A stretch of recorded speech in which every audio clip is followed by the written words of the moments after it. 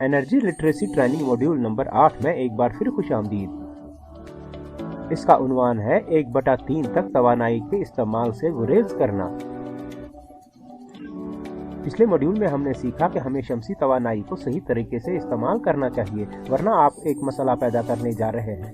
20 साल या 30 साल बाद मॉड्यूल्स की रिसाइकलिंग और माहौलियाती नुकसान के बारे में जो ये पैदा करेगा, और इसके लिए हमें सही तरीका इस्तेमाल करना चाहिए। इस सही नुक्ते नजर का पहला कदम यह है कि 1/3 तक तवानाई के इस्तेमाल से गुरेज किया जाए। ऐसा क्यों? आइए इस बात को समझें। मैं क्यों कहता हूँ हमें 1/3 तक तवानाई के इस्तेमाल से गुरेज करना चाहिए। गांधी जी ने कहा था कि जमीन हर एक की जरूरत के लिए काफी है, लेकिन किसी के लालच के लिए नहीं। तो जब हम इसके बारे में सोचते हैं, इन्होंने ऐसा क्यों कहा? क्यों? इन्होंने ये 100 साल पहले कहा था। इन्होंने ऐसा क्यों कहा? जमीन हर किसी की जरूरत के लिए काफी है, लेकिन किसी के लालच के लिए नहीं। और जब आप इस बयान पर गौर करते हैं तो मुझे लगता है इनके कहने की एक सादा वजह यह है कि सैयारे का हजम और इसके तमाम वसाइल महदूद हैं। क्या वो नहीं है? हमारा सैयारा कायनात में मुअल्लक है, हम नहीं हैं। हम किसी दूसरे सैयारे से बातचीत और मवाद नहीं ले सकते। तो कर्रे अर्ज के तमाम वसाइल मुस्तकिल हैं। जमीन का साइज खुद मुस्तकिल है। हम जमीन को फैलाकर इसे बड़ा नहीं कर सकते। क्या कर सकते हैं? हम कर्रे अर्ज पर पानी की मिकदार नहीं बढ़ा सकते। हम हवा की मिकदार और मिट्टी की मिकदार में इजाफा नहीं कर सकते। सब कुछ महदूद है। जब हर चीज महदूद और मुतय्यन है, तो हमारी खपत भी महदूद और मुतय्यन होनी चाहिए, है ना? क्या हम अपनी खपत को महदूद कर रहे हैं? नहीं, है ना? दर हकीकत देखें कि दुनिया का हर मुल्क क्या करने की कोशिश कर रहा है। हर मुल्क अपनी पैदावार बढ़ाने, नस्ल बढ़ाने, जीडीपी बढ़ाने की कोशिश कर रहा है। और पैदावार और जीडीपी और हर चीज को बढ़ाने के लिए हम क्या कर रहे हैं? हम कर्रे अर्ज से वसाइल लेते हैं, हम जमीन से मादनियात लेते हैं, हम जमीन से पानी लेते हैं, लेकिन तमाम वसाइल महदूद हैं।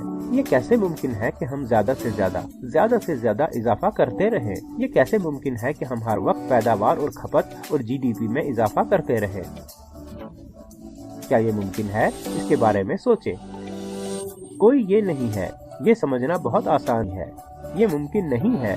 इसलिए एक अहम उसूल जिस पर हमें अमल करने और अपनाने की जरूरत है, वो है कि हम अपने तमाम वसाइल के इस्तेमाल को महदूद रखें। चाहे वो पानी हो, लिबास हो, मादनियात हो, मशीनें हो, हर चीज में हमें अपनी खपत को महदूद करना चाहिए। ये इंसानी वजूद के लिए बहुत अहम और बुनियादी है। लिहाजा हमारी खपत को महदूद करने का पहला उसूल वसाइल के इस्तेमाल से गुरेज करना है। और इस सूरत में हम बिजली के बारे में फिक्रमंद हैं, हम तवानाई के बारे में फिक्रमंद हैं, और इस वजह से हमें सबसे पहले बिजली के इस्तेमाल से गुरेज करना चाहिए। तो गुरेज करने का क्या मतलब है? कुछ वसाइल या कुछ आलात का इस्तेमाल बंद करने या इस्तेमाल की मुद्दत को कम करने के जराया से गुरेज करें। रुक जाएं। ठीक है, मैं यही कह रहा हूँ कि कुछ आलात या वसाइल का इस्तेमाल बंद करें, या कम अज कम इसका इस्तेमाल मुकम्मल तौर कम कर दें, यानी बचें। और मैं इस पर आऊंगा, इसका क्या मतलब है। तो कोई कह सकता है हमें शमसी तवानाई इस्तेमाल करने दो। शमसी तवानाई वाफिर है, हम ज्यादा से ज्यादा इस्तेमाल कर सकते हैं, है ना? यहाँ तक कि अगर हम शमसी तवानाई के बारे में सोचते हैं और अपनी तमाम तवानाई की ज़रूरियात को शमसी तवानाई से पूरी करते हैं, तो भी अगर मुमकिन हो तो शमसी तवानाई के इस्तेमाल से गुरेज करना बहुत ज़रूरी है। ये आपको चौंका देने वाला लग सकता है, लेकिन मैं आपको ये मंतक बताऊंगा कि पहले उसूल के तौर पर शमसी तवानाई के ज़्यादा से ज़्यादा इस्तेमाल से गुरेज क्यों मुमकिन है।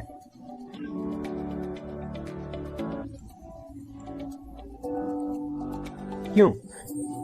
क्योंकि दुनिया में कोई ऐसी मैन्युफैक्चरिंग नहीं है जिसका माहौलियाती असर ना हो। इस दुनिया में जो कुछ भी बनता है इसका कोई न कोई असर जरूर होता है। आपको तवानाई इस्तेमाल करने की जरूरत है।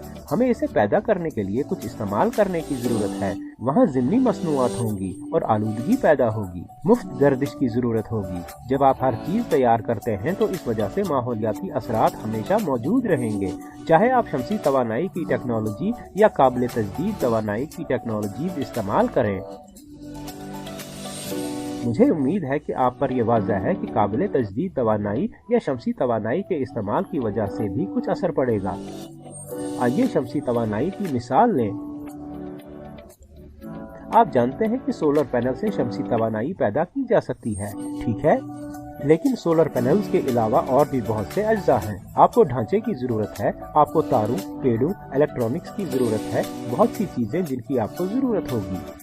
हमें इनमें से हर एक को बनाने की जरूरत है और इसका कुछ माहौलियाती असर पड़ेगा। कोयले की बिजली के मुकाबले में माहौलियाती असरात बहुत कम हो सकते हैं। कोयले की बिजली के मुकाबले में शमसी तवानाई के माहौलियाती असरात बहुत कम हो सकते हैं, लेकिन ये सिफर होने वाला नहीं है, ठीक है। अगर शमसी तवानाई के इस्तेमाल से बचना मुमकिन है तो हमें ऐसा करना चाहिए। हमें शमसी बिजली पैदा करने के लिए किन चीजों की जरूरत है? हमें बहुत सी चीजों की जरूरत है। मैं आपको जल्दी ही बताने जा रहा हूँ कि वो कौन कौन सी चीजें हैं जो हम सोलर पैनल्स के इस्तेमाल और बिजली पैदा करने से पहले होती हैं और तैयार की जाती हैं। सबसे पहले हमें सिलिकॉन की जरूरत है। ज्यादातर सोलर मॉड्यूल सिलिकॉन का इस्तेमाल करते हुए तैयार किए जाते हैं, जिनको साफ करने के लिए हमें बहुत ज्यादा तवानाई की जरूरत होती है। फिर हमें सिलिकॉन को 1800 या 2000 सेंटीग्रेड पर 2 से 3 बार पिघलाने की जरूरत है, जिसमें बहुत ज्यादा तवानाई खर्च होती है। फिर हमें सिलिकॉन वेफर तैयार करने के लिए भी काफी तवानाई की जरूरत है। फिर हमें सिलिकॉन वेफर से सोलर पैनल बनाने के लिए भी तवानाई की जरूरत है। बहुत सी आलूदगी वाली गैसेज हैं जो इस्तेमाल होती हैं। फिर हमें सोलर मॉड्यूल्स बनाने के लिए आपको शीशे की जरूरत है, एल्युमिनियम फ्रेम की जरूरत है और आपको इसे एनकैप्सुलेट करने की जरूरत है। ये सब कुछ माहौलियाती असरात मुरतब करेंगे। वो कुछ तवानाई इस्तेमाल करेंगे और उनका कुछ माहौलियाती असर पड़ेगा। लेकिन सिर्फ यही नहीं, न सिर्फ solar panel, silicon, solar cell, बल्कि हमें बैटरियों की भी जरूरत है। बैटरियां बनाने के लिए आपको तवानाई की जरूरत होती है। बैटरियों में केमिकल होते हैं और जब इन बैटरियों को जाया किया जाता है तो वो कुछ आलूदगी खारिज करते हैं। इसके लिए मजीद तवानाई की जरूरत होती है। हमें इन्वर्टर से कुछ इलेक्ट्रॉनिक्स बनाने की जरूरत है ताकि आप डीसी बिजली को सोलर पैनल से एसी बिजली में तब्दील कर सके।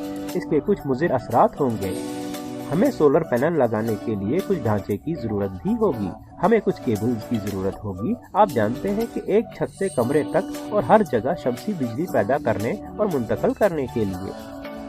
मैं ये कहने की कोशिश कर रहा हूँ कि इन अज्जा में हर एक को तैयार करने की जरूरत है, जिससे कुछ आलूदगियाँ होंगी और इनकी जिंदगी खत्म होने के बाद 20 साल या 30 साल बाद इनको खत्म करने की जरूरत है।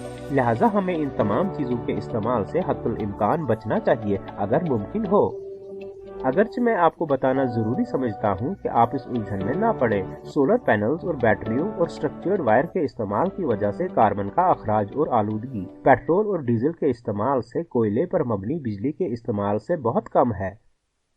ये बहुत कम है, हाँ, लेकिन ये सिफर नहीं है। जरा इसका नोटिस लें। लिहाजा हमें शमसी तवानाई का इस्तेमाल करना चाहिए, लेकिन अगर बचना मुमकिन हो तो शमसी तवानाई के इस्तेमाल से गुरेज करें। यही वो एहसास है जो मैं लाना चाहता हूँ। ये बयान नंबर 1 गांधी के फलसफे की पैरवी करता है कि दुनिया हर एक की जरूरत के लिए काफी है, लेकिन किसी की लालच के लिए नहीं।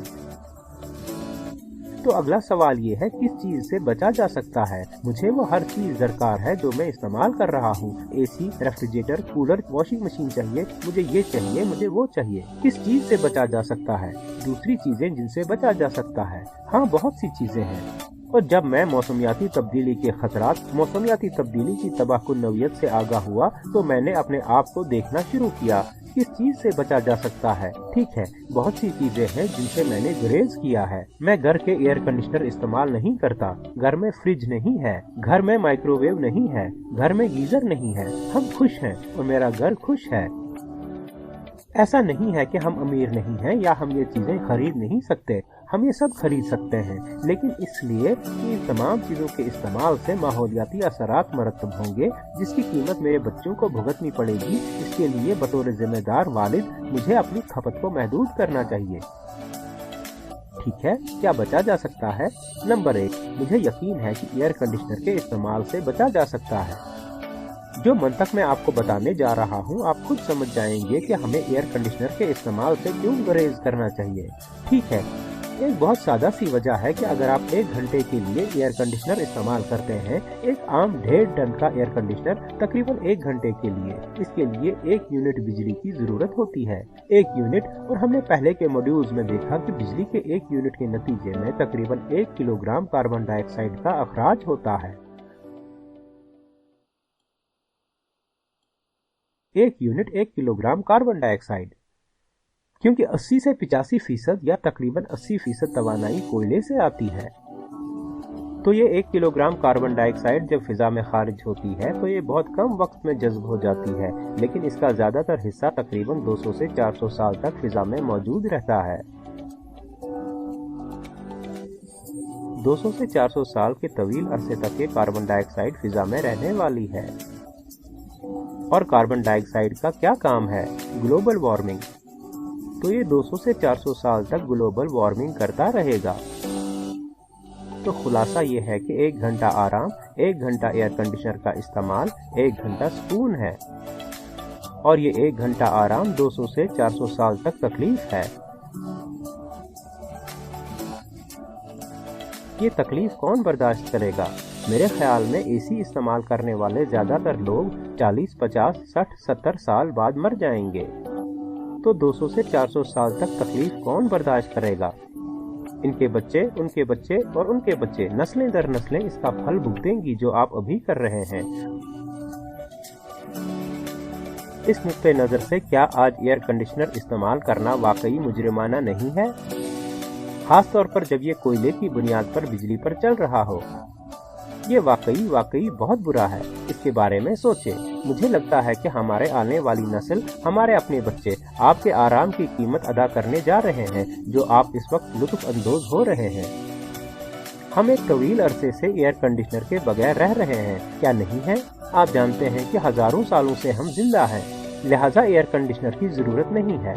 در حقیقت یہ صحت کے لیے اچھا نہیں ہے، کیونکہ اگر آپ ایئر کنڈیشن یا ایئر کنڈیشنڈ ایریا میں قدم رکھیں گے تو اس کا اثر آپ کے جسم پر پڑے گا۔